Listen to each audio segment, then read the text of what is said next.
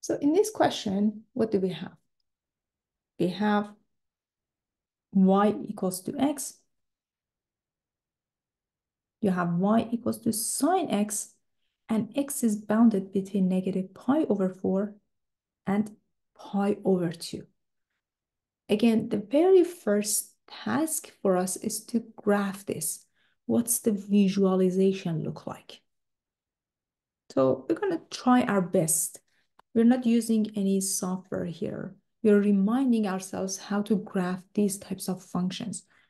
Y equals to x is easy to work with. The other guy is y equals to sine x that you already know how it behaves.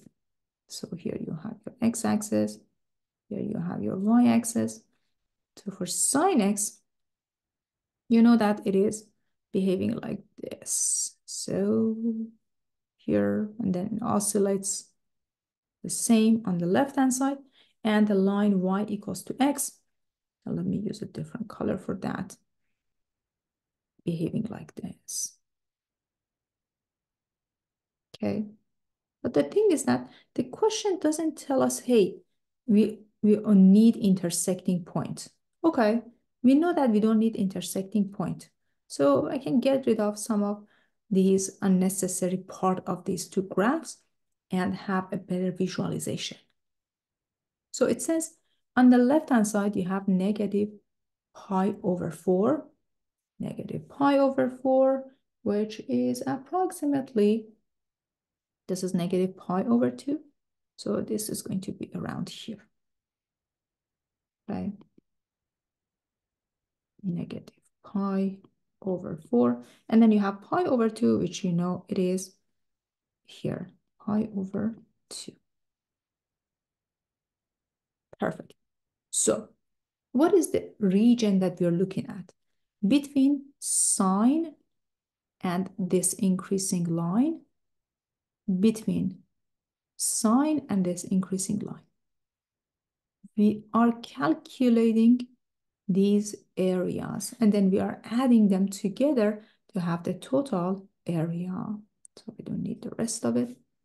Perfect. So let us set up the integral. First of all, between negative pi over 4 and 0, the top function, the top y value, larger y value is located on the line, and the smaller y value is located on sine. So down here you have sine, and top you have your y equals to x.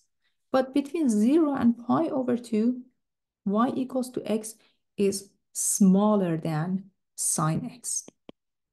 So depending on what x is, you have different behavior for your y value. Okay.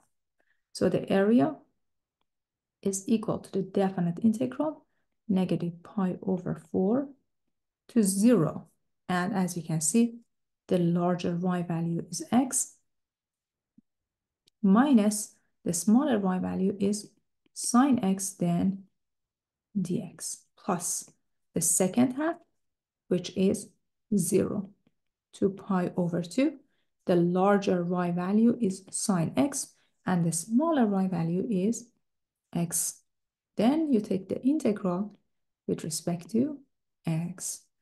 Perfect.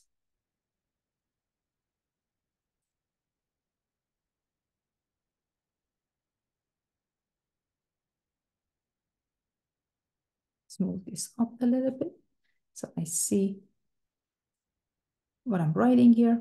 So a is equal to, the integral of x is equal to x squared divided by 2. And the integral of negative sine x is cosine x, and x on this interval is bounded between negative pi over 4 and 0. Here, the integral of sine is negative cosine x, and the integral of negative x is negative x squared divided by 2, x bounded between 0 and pi over 2.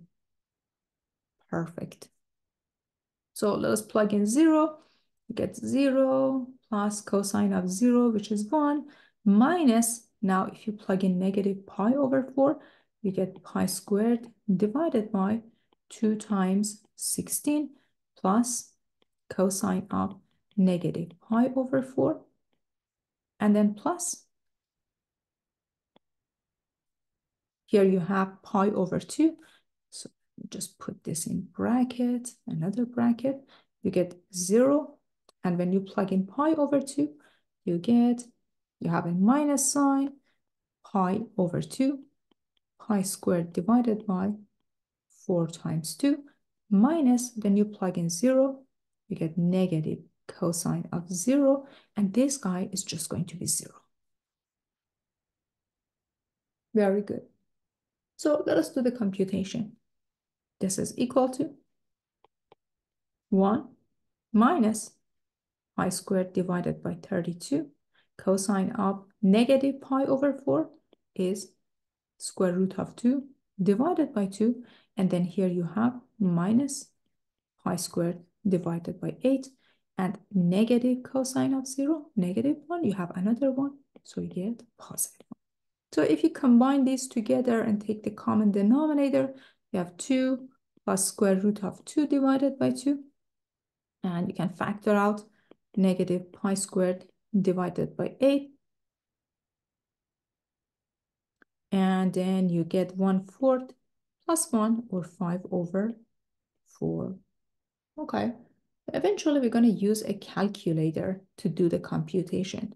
All right. If somebody says, hey, give me an approximation, we indeed need a calculator.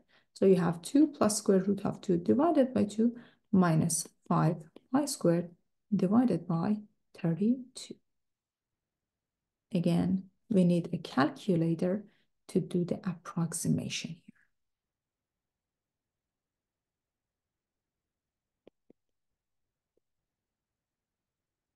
Otherwise, we leave the answer as it is this way.